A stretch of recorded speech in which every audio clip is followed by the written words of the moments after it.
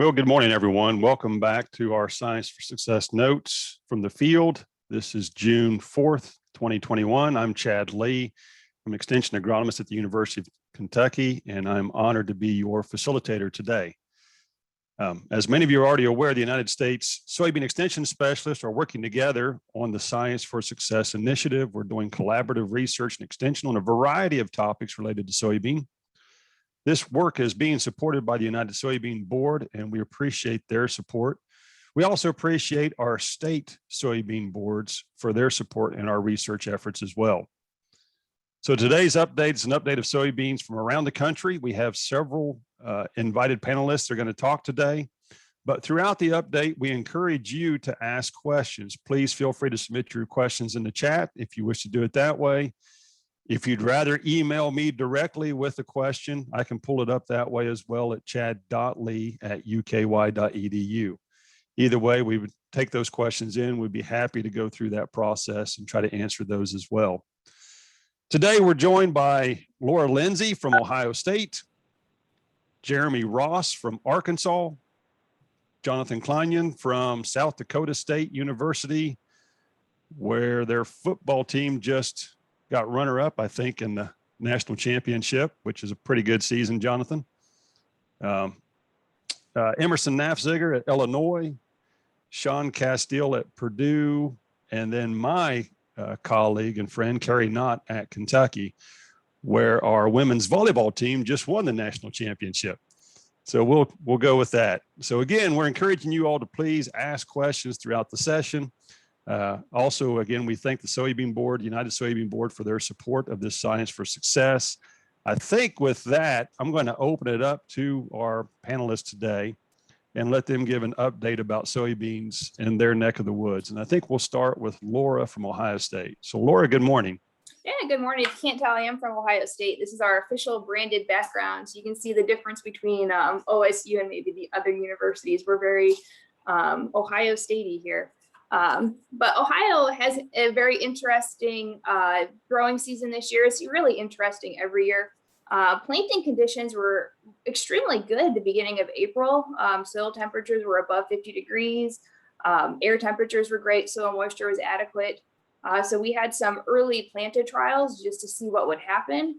And in the central part of the state, west central portion of the state, we got away with early planting, I think, pretty good. Some stands were reduced, but not a situation where you would replant. They were dinged a little bit by frost, but the new growth looks good. Northern Ohio, we had a trial in northeastern Ohio towards Worcester. Those early beans did not fare as well. My stand counts are getting worse, so that's not good. The latest count from my graduate students up there, the early planted beans, and by early, this was, looks like April 6th early.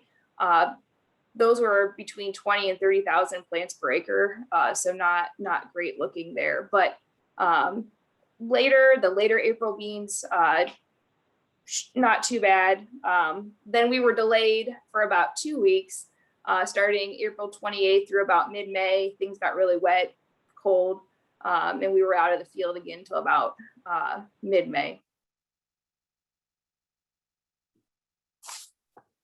So a little bit of unevenness in the season, to say the least, is what we're dealing with. All right, thank you, Laura. Did you notice any differences? I know in your state you have some different soil types. You've got some very heavy clays in some areas. You've got some silt loams in some others. Any differences specifically in those type of conditions? Yeah, I've had some text message pictures and phone calls from both industry and extension in soils with more clay in their fields.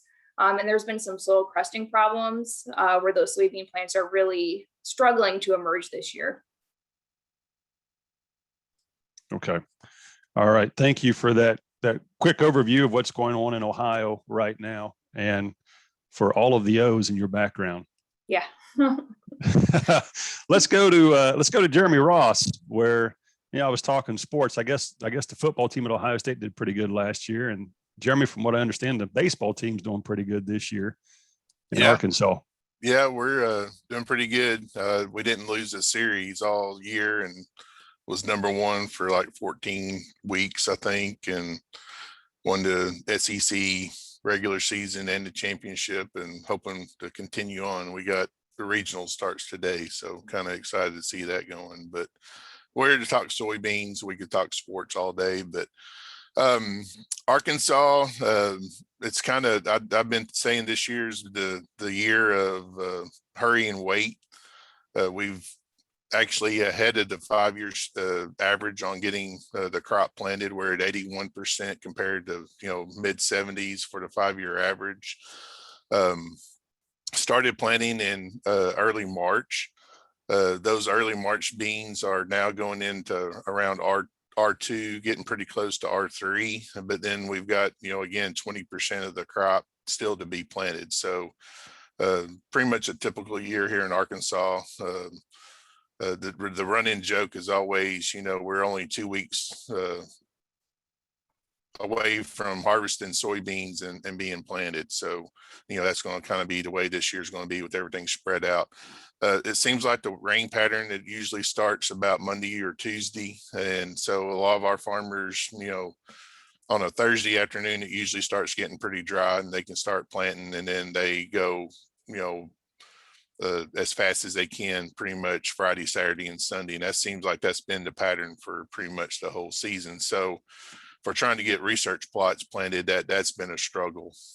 Just trying not to work too many weekends, but at least trying to get the crop in. It is wet right now. We've had, again, the rainfall the first of this week, around 2 inches in certain parts of the state, but some parts of the state, I think that the planters are going to start rolling again today and all again through the weekend to try to get caught back up. Some of the things we've seen, Laura mentioned stand counts. We did have some cool conditions, but we didn't really get down to those freezing conditions. So we really didn't have much of a frost issue that some of the other northern states had. Even though we've been wet, the stands have been really good. I've been really surprised and pleased with the few calls on stand problems I've seen. Mainly the problems is, the bottoms of fields where, ditches back up, and we historically have problems, on those lower ends of the field, but overall everything looks pretty good. Weed control has been a struggle just because of the wet conditions. Most everybody, was able to get their pre-emerge out, but a lot of the fields are getting close to that, trying to overlap our residuals. And so we probably had more herbicides go out by airplane this spring, just trying to stay caught up and keep a control on the weeds this spring. But other than that, everything seems to be rocking on pretty good. They're saying about 74% of our crop is excellent, or good to excellent. And so hopefully we can continue that trend. The one call I have had several calls on this year is those early planted beans seem like they're shorter than typical. And so we've got beans going into R2 that are about, 12 inches, 14 inches tall. And so some farmers are concerned with that. I keep on telling them, I'd rather have probably a little bit shorter beans than really tall rank beans that are going to lodge later in the season. So that's kind of a synopsis of where we're at right now in Arkansas and the Mid-South. It's a really good overview, Jeremy. I'm thinking about all the weekend planting, and I guess my mind goes to some of the farmers who have day jobs, quote day jobs, and they farm on evenings and weekends. And so at least for them, the weather's been favorable for their work schedule to get a few things done on the evenings that way. But the hurry up and wait is definitely a challenge. Certainly a challenge in our research world when we're trying to move equipment from one spot to the next and coordinate with farmers and students and other schedules as well. And certainly a challenge for anybody else that's getting everything up and running and then has to shut it back down for a day or two in between. So thank you for that overview. And I don't know because I was double checking, we had a couple of questions about some audio and such. You all were about 81% planted, 67% emerged. I don't know if you said those numbers or not, Jeremy, when we were going through on this, but so a fair bit of your beans are in already. So I think you're like you said, you're at or above progress already. Let's go up to South Dakota and talk to Jonathan for a little bit. Our northernmost representative on the meeting today, Jonathan. And when I was looking at the numbers for the various specialists that are on today, who would have guessed that South Dakota is at 92% planted, which is the highest percent planted of anybody in the meeting today. So much for this southern planting early and northern planting later phenomenon. Yeah, who would have thought that? You might want to write that down. This might be the only time that's happened in my memory anyway. Yeah, we've had very dry conditions this spring. So once the planters started to roll, there was really nothing to stop them, which is, I mean, it's good for planting progress, but may not be so good down the road here. We'll see if the rains come. Really haven't heard of any problems with emergence. I was kind of surprised that I haven't. We were getting to the point, we were pretty much planting in dry dirt towards May 20th, and then hoping for a rain, and we were lucky enough to get a pretty good rain in most areas. So from what I've seen in the state, the stands look pretty good. I did kind of a loop around the eastern part of the state yesterday because I was part of a couple small grain tours, and there was some stands of beans that looked a little bit iffy, but I don't think anything's bad enough to replant. So planting started here probably the middle of April. We seem to be in a, I don't know if you'd call it a trend, but I guess the hip thing right now is to plant your beans before your corn. And I think a lot of places are seeing that. I think guys are pushing it a little bit too early. I'm all about early soybeans, but I don't think they should be planted at the same time as spring wheat or oats, you know, the first part of April, beginning of April. But it looks like the guys that did that this year are going to get by okay. So I did a data planting study. Our first planting date was April 23rd, and that looks excellent right now. So I guess we'll see it, but right now it looks like the early beans are going to do very well this year. Any other issues? I'm trying to think. The dryness, the pre-emerge herbicides just aren't working. So, but it has been so dry, we don't have a lot of weeds coming up either. So as I said, things look pretty good. We had a frost event last week. I think it was the 27th of May. I've had a few phone calls. People were concerned, but it seemed like it was mostly north of the border where there were issues. South Dakota escaped pretty unscathed from that event. I did talk to Hans Kandel, our colleague from North Dakota State, just to see what the frost did up there. And he said there was damage. Some of his plots in Fargo, he thought there was about a 50% stand reduction. And I said, well, what about farmers? Are they replanting? And he said, well, very minimal. And I said, can you put a number on the amount of acres being replanted? And he really couldn't. He thought, if anything, it was 5 to 10%. So even with the cold temperatures, it sounds like North Dakota escaped pretty unscathed from that frost too. I guess the big concern up here in the upper Midwest right now would be the dryness. Certainly understandable. And that's the double-edged sword of having the dry weather to plant, making that part logistically easy, but then you need some rain to get things going on the other end of it. You said your first planting date on your study was April 23rd. And so that's, what is that? 14, 20 days before your last freeze event in South Dakota? I guess the average last frost date, I don't have that information off the top of my head, but it seems like towards the end of May, almost every year we get a frost, you know, after May 20th, it seems like we get a little bit of a frost there. So the crop insurance date for soybeans for most of South Dakota is April 25th. But like I said, we've got guys pushing and planting beans, you know, April 10th, April 15th. One of these years, it's gonna be a disaster. I've told farmers I think the optimal range for planting is April 25th to May 10th for both crops. But I guess if you have a lot of acres to get done, you want to get in the field early and get them in. Yeah, and when weather's good, soils are dry, things look good. I know down our way, farmers always get concerned that if the weather's good like that, you never know when rain's going to come and knock you out for a while. And so also tends to be a mindset where once they get started, they might say, well, I'll try a little bit, and then things are going good, and before they know it, they're half done, right, Carrie, on some of those type of things. So, all right. Thanks, Jonathan, on that. Our next update will come from Emerson in Illinois. Good morning, Emerson.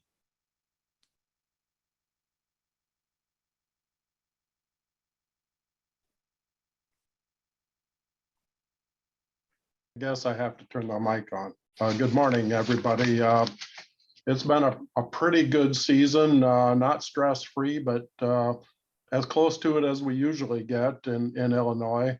We've made good progress. We were 89% planted as of the beginning of this week, and 74% of the crop was up. We're probably still have some pockets where they haven't been able to finish. Some of that might be replanting. We've had it pretty wet in some areas, but on average, across Illinois, our soil moisture condition is pretty good for this time of year. We're about 90, a little over 90% adequate to surplus in terms of surface moisture. And the condition, by the way, which this last week was the first reported crop condition for soybeans in Illinois, and it's at 77% good plus excellent.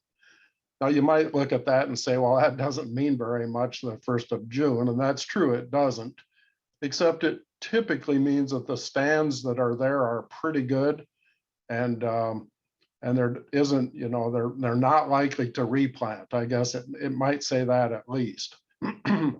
But one of the ideas people have had from this very early planting, and we had our share this year of planting in March. First week of April, I think, turned out to be a pretty good time to plant, except we did have some frost issues in some places that took out some of the stand. And I'm sure people did repair planting, just drop some more seed in some fields. And so they'll, we'll get by with it. And if it's relatively low cost to go and replant, I think that's going to encourage people to continue to plant as early as possible. One of the rewards for early planting, or the reward for early planting, should be higher yields, though. And a lot of people peg that to getting a fast start to the crop, getting it flowering here in early June. In this latitude, and I know, Jeremy, in Arkansas, this would be real typical to be flowering by now if you get the early planting done. In the central northern Corn Belt, it typically doesn't work quite that way because flowering time is so dependent on temperatures. And we ended up with about average temperatures in May this year, but it was a dip in the middle, and we had a couple of weeks there where we accumulated almost no growing degree days. And now it's gotten warm, and the crop is certainly responding to this. But compared to what we've had in our warmest springs, which in 2018 was the last one where we had just unrelenting warm weather in May. And we had a substantial amount of flowering going on by this point in time. Soybean plants need to get to about the 3-leaf stage. And, for lack of a better visual on that, ankle high, give or take, before they're going to flower or start to flower. And we're going to have some reaching 3-leaf stage, or V3, here this week in some of the earliest planted ones, but not very many. And the warm nights are what triggers flowering then. They have to get big enough, but if we get warm nights, then that kind of overcomes the day length issue. And we can get, because days are still getting, the nights are still getting shorter, which is what we pay attention to for flowering. So I would just say, don't worry too much. Flowering, the most of flowering that ends up with pods happens after the longest day of the year. It would be good if that could start, by the end of June. Typically it starts, some years it's going pretty well by the end of June. Other years, if we get sort of average night temperatures of upper 50s, or this sort of thing, that means it's going to probably delay it some. But our real start to serious flowering in the soybean crop in Illinois is generally comes in the end of the first week and maybe into the second week of July. And if conditions are good, then we have good potential. If we have plants that are out there with good leaf area by then, we have good potential for high yields. So there isn't much we can do about it. You can't go spray something to make them start flowering, and you wouldn't want to if you could. But we'll just leave it at that. This crop is, it's off to an earlier than normal planting. I would remind people though that the 5-year planting average has that year we'd all like to forget, which was 2019, and then 2020, which wasn't a whole lot better. And we planted so late. In many states, we planted well over half of our crop after the 1st of June. But that's going to skew the planting normal, so-called normal. We hope it's not normal, but that's going to skew that number for the 5 years after that. And so we, just like we, had record early planting back in 2012, and that affected that number for 5 years after that. Now we've got it on the other side. So it makes us feel good to be ahead of normal. But, maybe it would be better if normal was 10 years instead of 5. I'm not sure. Because 1 year or 2 years in this case, both those years were pretty late planting. That skews that back. So just keep that in mind. Our goal certainly would be to get planted by the middle of May if we could on soybeans. We don't typically make that. Our 50% planted date average in Illinois is only around May 20th or so. And so, but that should be our goal, is to get this crop in. But we've seen this year that early planting, brought enough problems that the crop this year planted in the middle of or early April is today not a whole lot farther along than the crop that was planted on the 10th or 15th of May. That's a really good point, Emerson. Planted earlier, but growth stage wise, not much different at all relative to that growth and development. Emerson gave us several things to circle back to a little bit later and maybe talk about some more, but I do want to get a couple of other updates in. One is Sean Castile at Purdue, right next door in Indiana. How are things over in Indiana, Sean? I think that we're going to be echoing similar things to what Emerson talked about. Go through April was just wonderful in terms of 80-degree days. We had a lot of fields that were able to get worked early for those that work ground. And so we had a lot of first, second week of April plantings. We had several stints of probably even better conditions in the first half of April than the first half of May for us. There was some worry at some points of whether stands were going to be an issue, but overall, each one of those times, we probably had about 3 of those through the April and May period, we ended up catching a little bit of rain and softened the ground, and so we got through any potential crusting. We did have some dry soil conditions where we were planting in, and it almost looked like we weren't going to get rain for a while.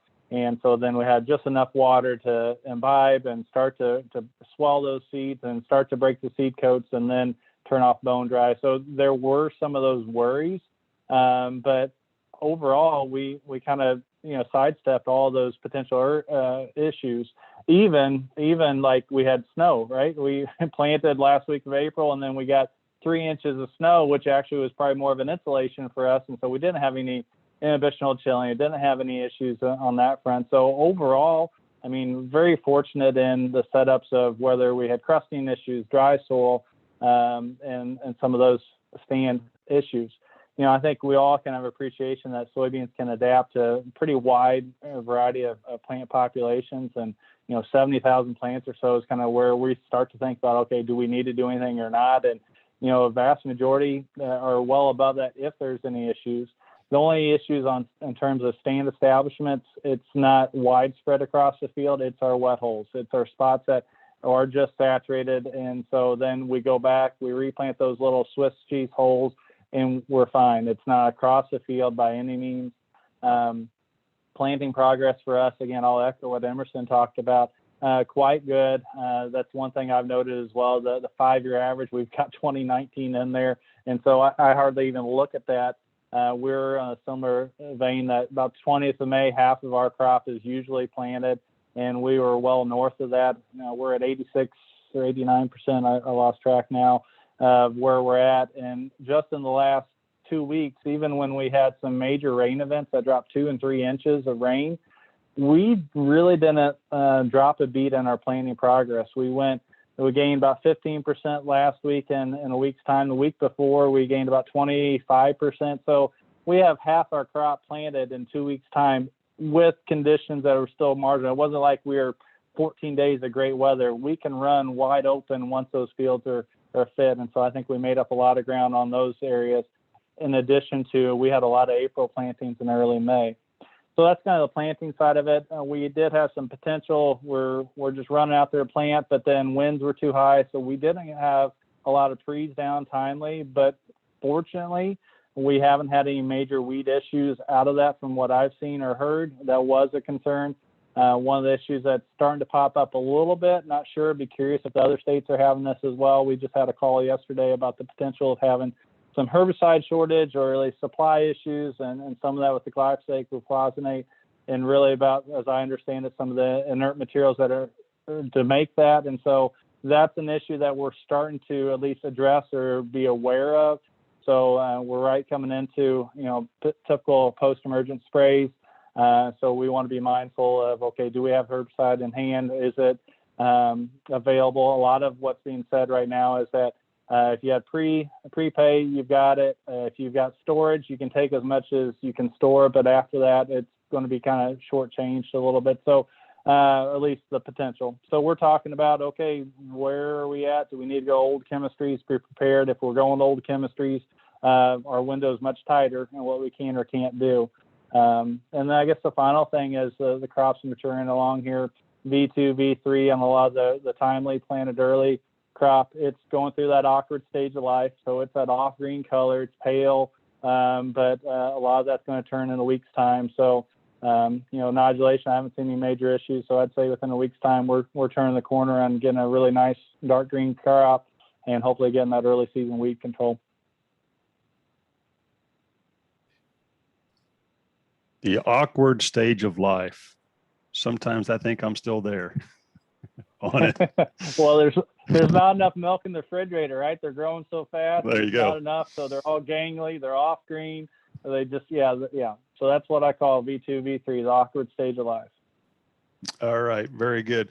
How many, and just out of curiosity with the panelists, just show of hands, how many of you have heard about herbicide shortages in your states? So Jeremy, Carrie, okay. All right. So, and Laura, I know at least one farmer in Ohio that was dealing with the shortage issue as well. He was able to secure some herbicide early on. I was pretty proud about it. Said he snuck out of the facility with in the dark of night so that the other farmers wouldn't be chasing him down in the process. So yeah, those are some issues that way. Let's finish up our crop updates. We might come back to some of those challenges too, Sean, on some of those shortages. And you combine the shortages of herbicides with some of the dry weather, with some of the hurry up and wait that Jeremy is dealing with, and some of these other challenges. And weed control might be a challenge for all of us for various reasons with the kind of weather we're all dealing with this year. But Carrie, would you mind talking about what's going on in Kentucky right now? Right. Yeah. So in Kentucky, we have about 60% as of last week planted of our soybeans. And actually that's 100% of our full season soybeans. And so that last 30 or so percent is going to go to our double crops after we harvest our small grains. And so essentially we're set up that our full season beans are in good shape. I feel like I need to echo pretty much everybody, even Jeremy and all the way up to Jonathan. In South Dakota, we had really dry conditions early. a lot of people got planted early. We even had some mid-March plantings here, which, you know, for condition wise probably would have done well. But since we're in Kentucky in a highly no-till system, we really got decimated by slugs and some other insects. So some of the stands on those ultra early plantings are a little rough. We do have, like I think Emerson said, some of our earlier plantings are a bit shorter than we want them to be, but that just had to do with sort of those days that we had 1 or 2 growing degree days. You know, we had cool days, we had super cold nights. It didn't really negatively impact the soybean, but it certainly made them shorter. I'm not certain that that's going to impact the yield overall, but they look different. That's leading to some weed control. I'm not going to say issues, but it is pushing weed control up a little higher than maybe would normally be, because we're not closing that canopy as fast and different things. And so I feel like I can just echo what everybody just said. In Kentucky, just as far north and as far south as we have our panelists, you know, it was a dry season. We got in early. Things relatively looked good. We didn't get any freeze damage. And so other than the weed control issue, we're concerned. And I don't know about Chad, but I was hearing chatter back in February that glyphosate there could be some problems getting it later in the season here in Kentucky. Recently, I heard of some issues with some residuals, people having trouble finding the residuals they wanted in corn and soybeans. And so I'm not sure how widespread that is, but it's not as easy to get things right. You know, after this COVID thing, just anything we want, you know, personally or for, you know, crop production seems to be a little bit more difficult. And so, Chad, what did I miss? Right now, I think our conditions look great. Overall, they look great. And I'm getting some questions coming in directly to me, Carrie, but did you talk about the slugs at all that we've dealt with in some areas? Because I didn't want to relive that. Okay. So Okay. this past, so we had some early planting and I was kind of like Jonathan, I kind of went a little insane on how early we planted. And so myself and even our weed scientist here in Princeton, so we're in the western part of the state, we planted March 10th, which is really insane. You know, when I say ultra early, that's pretty ultra early for Kentucky. And, you know, almost a month early. And so in those plantings in our no-till systems with all the corn residue or even cover crop situations, if it had been a cover crop situation, the mollusks, so the snails, the slugs, actually took our stands down to about 40,000 in our research trials.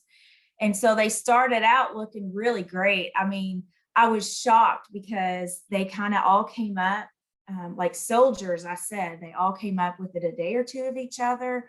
Most of them came up on the same day. They looked beautiful. I went back out the next week and I thought I had lost my mind. I thought, was I just making up how nice these emerged, right? Because the slugs, it had been cool, wet, rainy, and the slugs, you know, these plants just disappear. And so it kind of plays mind tricks with you. So I had the entomologist go out and look, and when he came back into your office smiling ear to ear under a mask, you could see him smiling underneath his mask, you know you've got problems. And so that's what we had. He actually put out some research trials, but he said it was the most beautiful slug trial he's ever had. So I don't never a good comment when an entomologist says that's just that. like a pathologist saying how beautiful your plots look, right? It's not really what an agronomist wants to hear. And so,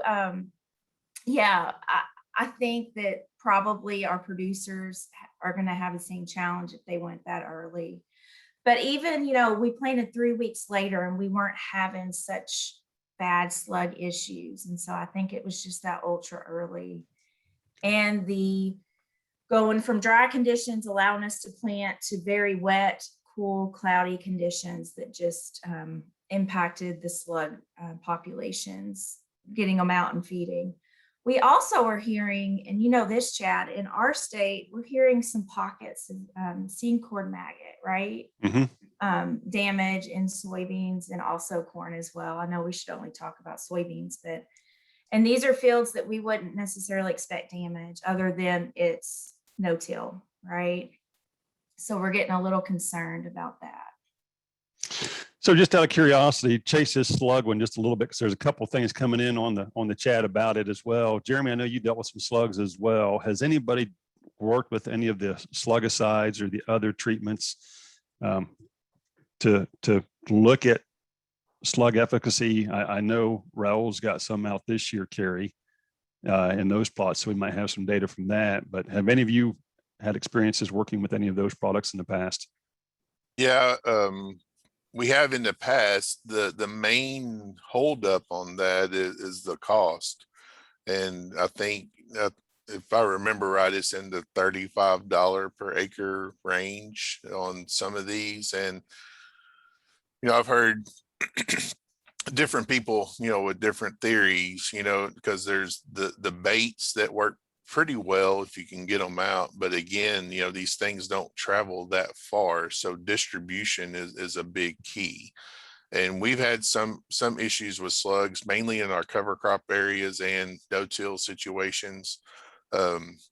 Really main thing I had to tell farmers, it's sunny weather, dry weather is the best cure for this. But, I think there are some, pesticides that will work, but I think they're just too cost prohibitive to really look at. Now, you talk to the farmer, there's a farmer up close to where one of our stations is, and he's already had to replant 3 times because of slugs.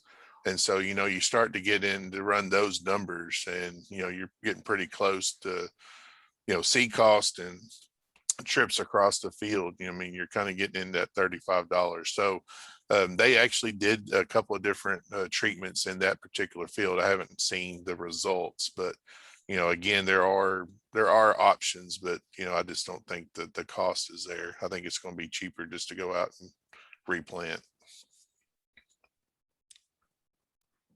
All right, Carrie, there's a question here about, and I don't know if this is specifically for the slugs or just in general, if you saw any differences in your fields with and without an insecticide seed treatment in terms of stand establishment, especially on those earlier we plantings. were doing those really early plantings, we only did seed, treated seed. It was insecticide and also fungicide as well. The only thing we didn't have on there was anything for sudden death syndromes. We didn't have an Olivo or one of those.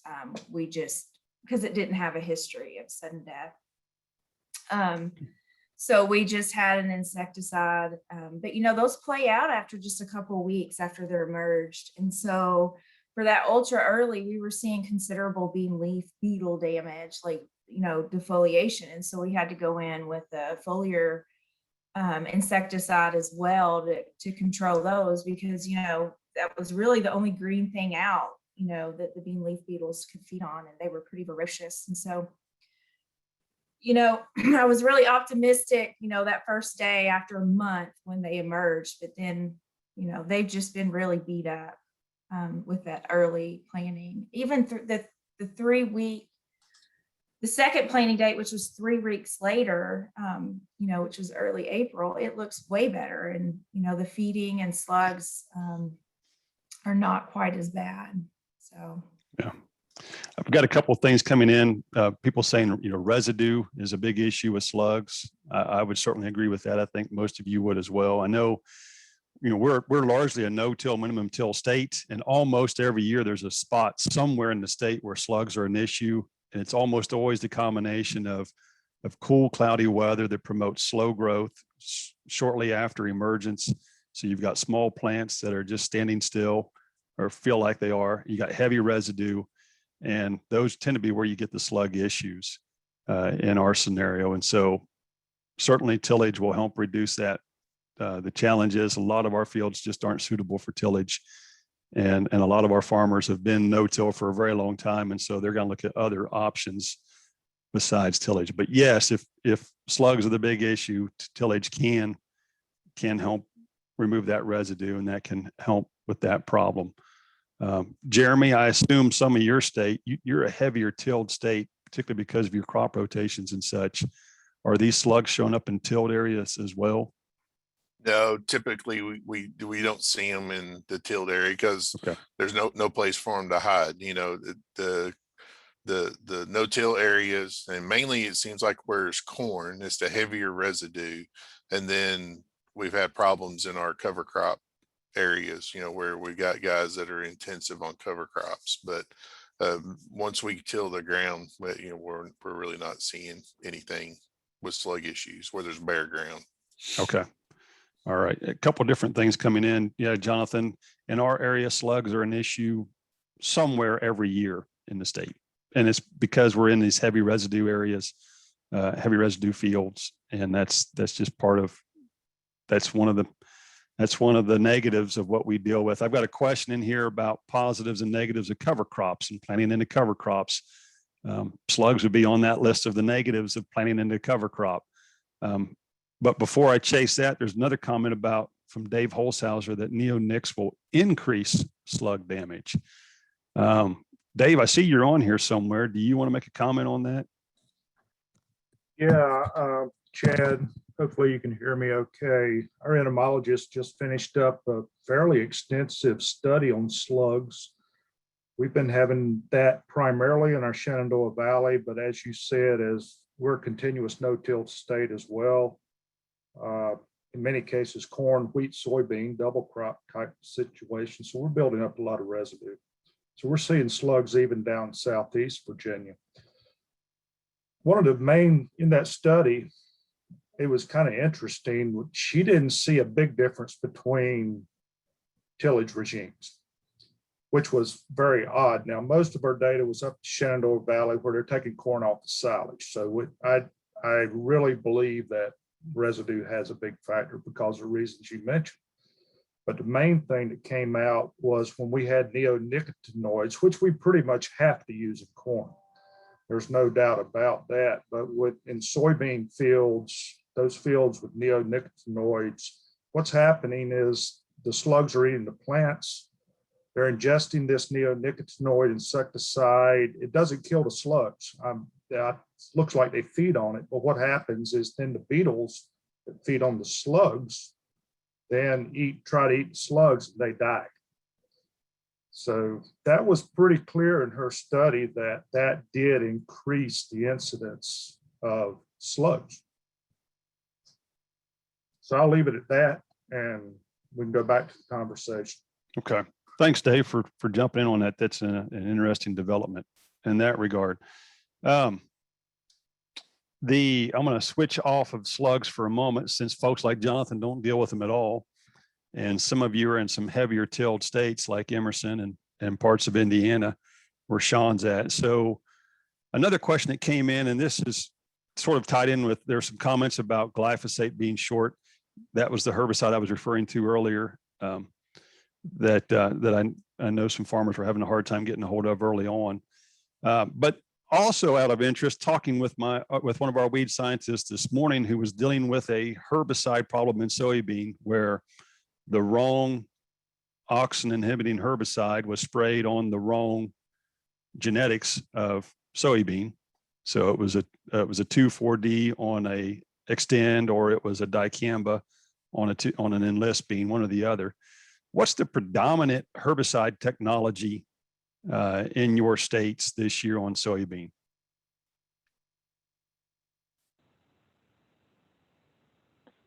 I'd say Indiana way, we've had a pretty big switch over to the E3, the enlist. We've had the dicamba beans have passed, but extends. But I'd say the vast majority has switched over to E3s, Indiana way. I would say South Dakota is very similar. I wouldn't be able to give you a number. I know a seed dealer that sold no extend flex beans and all enlist beans. Wow. I run the variety trials, and I would say in the variety trials we're about 50-50 E3 and extend flex. Okay. I'll chime in for Arkansas since we're kind of the poster child for dicamba. We're probably 70% extend flex. Even though we currently have we're in that, we've passed the point of where we can apply dicamba, but farmers are still doing it. But you know, I would really wish we could shift a little bit more to the enlist or E3, especially in our rice rotation, because 2,4-D is used in some of the rice weed controls, and so I think that would be a good fit. But we're probably 70-75% enlist, and then, or I'm sorry, extend, even though we're past the point of the application for dicamba in Arkansas. But you know, I'm sure those trends will probably change in the next couple of years. So.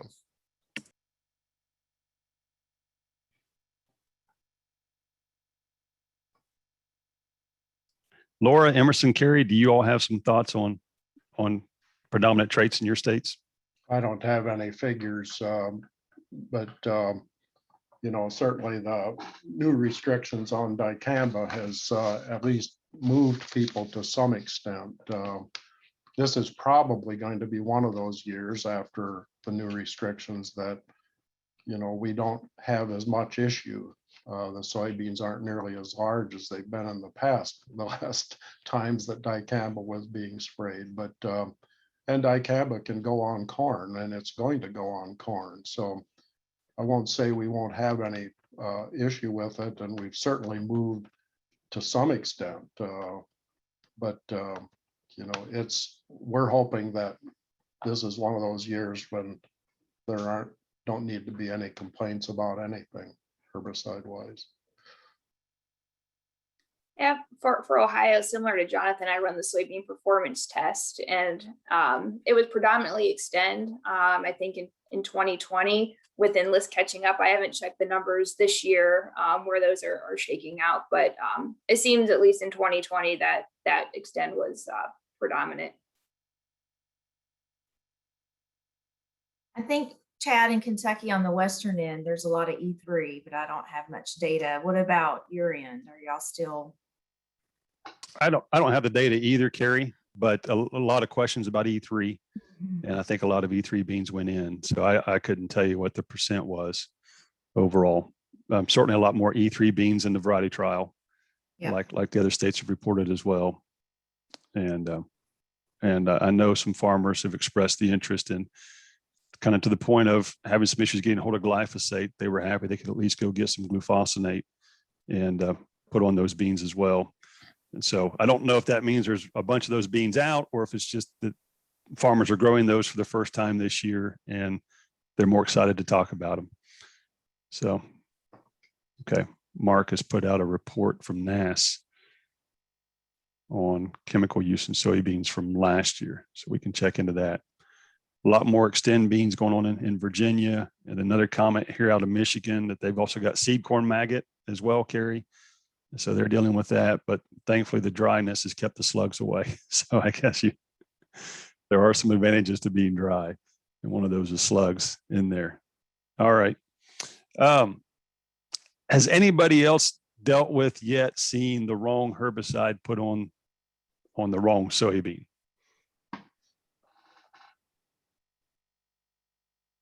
We see that not quite a bit, but every year, you know, there'll be a farmer or hired hand grab the wrong jug or spray the wrong field.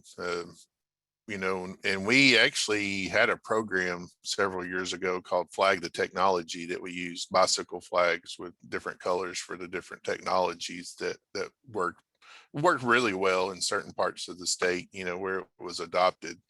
You know, that was several years ago. We saw this potential problem, especially with all the new technologies coming out, and, you know, not everything being tolerant to every chemistry. So we still have some publications on that if anybody's interested in that. But we typically see the wrong field get sprayed with the wrong chemistry every year. And usually it's not good. No, and this is, I think we're going to see more of that as we go in the future too. It's just going to be easier to make some mistakes like that along the way. certainly with what was being discussed earlier this morning with our weed scientists, I think that's just the first of several that are going to come in his area as well. We've got a whole generation of farmers that have grown up with Roundup Ready and used to spraying Roundup and only Roundup, and didn't really have to deal with being precise on application rates, on total volume, on nozzle type, wind speed, all those other things. And I think, and let alone worrying about having the wrong chemistry in the tank. So I suspect we're going to see some more of those issues over the next few years as we relearn some of those management practices that we need to take care of. I want to circle back to, there's a couple questions that come in on this early planting question. Certainly a lot of push on early planting. Most people in the popular press have read all of the advantages of early planting, but can you all just talk briefly about some of the disadvantages of early planting? I think everything in agriculture, there are pluses and minuses with what we do. There's no such thing as a perfect system. And if you have a perfect system, the weather will be different that year and then it won't be perfect, right? So if you all wouldn't mind just providing a couple of comments on what are some challenges when you get into early planting. We mentioned the frost one already, but what are some other ones that we tend to see as some potential issues?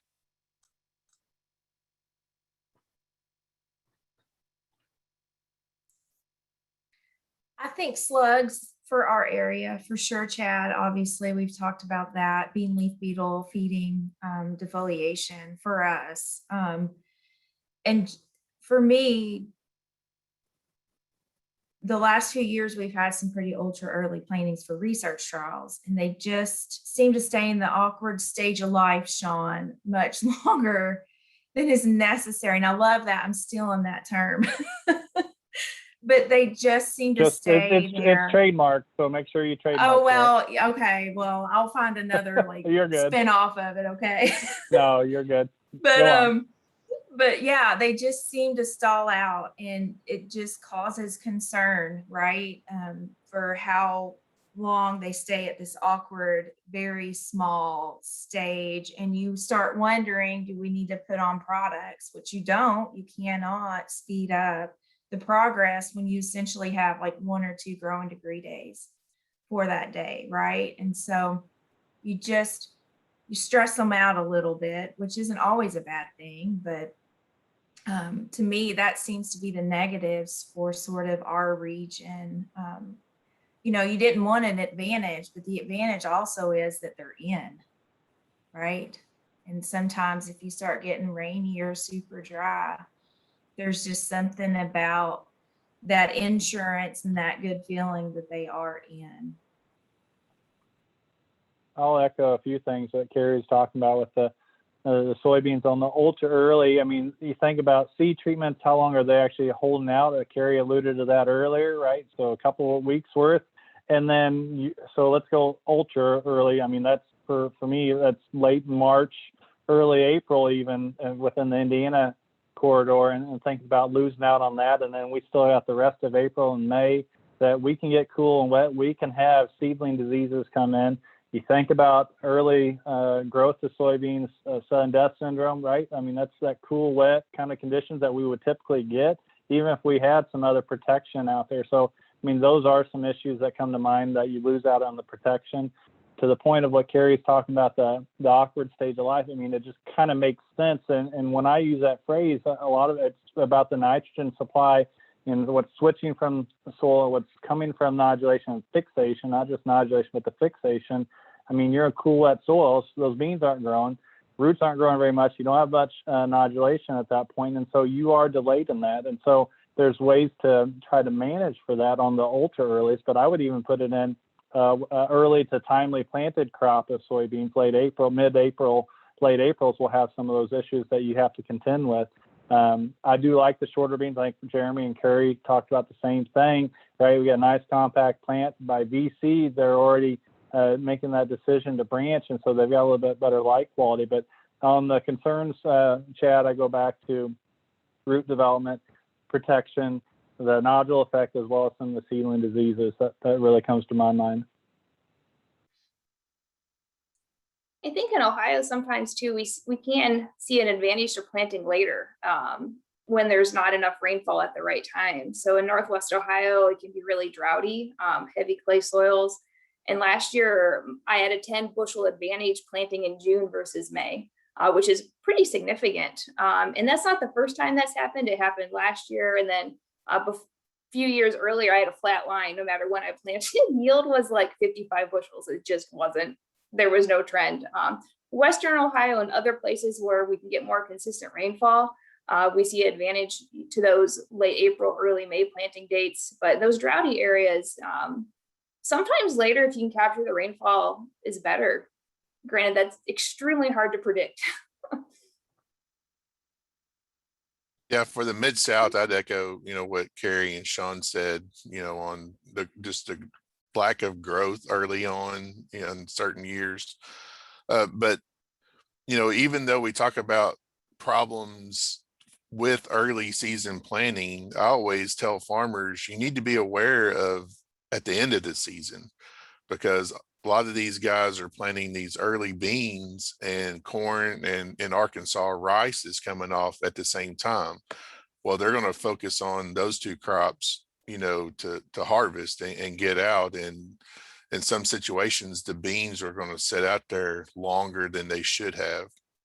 And so I ran into this last year, that a producer was in our verification program, learned a lot, and he followed everything that our verification coordinator said. He got a earlier maturing variety that he typically plants, planted it early, but when it came to harvest, those beans sat out there about 6 weeks past the point of when he should have had them harvested. And so when he finally was able to get in there after 2 tropical storms and some other rain events, he was getting docked 30% on that crop.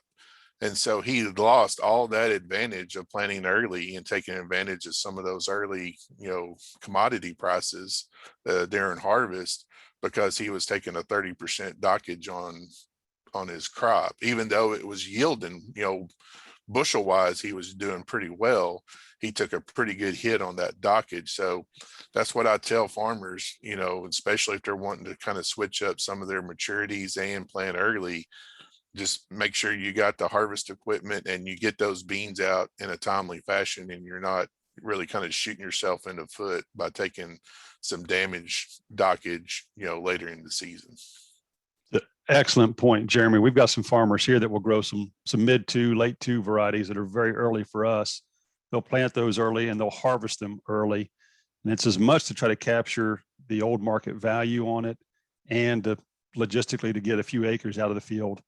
In this case, usually at the end of August, that they're getting those beans out in that regard. So it works in that regard. Now, Manny from Michigan State and Seth up at Minnesota both put in comments that in the north, those early planting benefits only occur when they're paired with a late maturing variety. So you're using a variety that's getting the full extent of the growing season in those environments. And that's when they see some advantages to the early planting in those systems.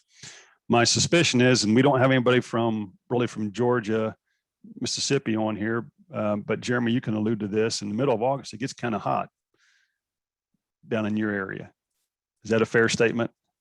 It is a fair statement. So yeah, so some of those early plantings, I think, start getting that far south, you're just avoiding the hottest, driest month of the year, or at least when water demand is at your peak. You're avoiding some of that by getting your beans to get through a lot of the maturation process before that occurs. Right. Yeah, that's kind of our thought. And I think Mississippi back in the 90s, was the original early season production, system. And the main advantage there is because, back in the 80s, 90s, we just didn't have the irrigation that we do now. But planting early to avoid that July, August drought that we typically have, and try to get through most of reproduction, the critical points of reproduction. But, even doing that, even though that 85% of our soybeans are irrigated, that irrigation is being in competition with rice and corn. And so, even though we have irrigation, we're having to share wells and reservoirs and things like that. And as I alluded to before, farmers, you're either a cotton farmer or a rice farmer in Arkansas, and then soybeans, comes in second behind that. They're going to manage those crops, the best they can. And then if we have, some water available, they'll put it on their soybeans. And so, we try to do anything to eliminate some of those stressful times, but, with the acreage we got, there's going to be some percentage of the acreage planted, where it's going to be a little bit of stress in any given year. So. Thank you. Thanks, Jeremy. Thanks to everybody else. We're up against the hour. We do want to end this on time. We appreciate all of you joining today. There's a few questions in the comment section we did not get to. I apologize for that. Hopefully y'all can jump back in with us again in July, on the July 8th, I believe it is, for our next Science for Success Field Notes update session. Maybe we can talk a little more about soybeans following cover crops in that session and whatever else is going on at that point in time. Until then, please feel free to reach out to each one of us. Well, our job is to serve you and to help you all manage soybeans and do it productively, efficiently, and sustainably. Again, we appreciate the United Soybean Board for their support and the Science for Success. And with that, we will either see you all next month, and if not, maybe before then. Thank you very much.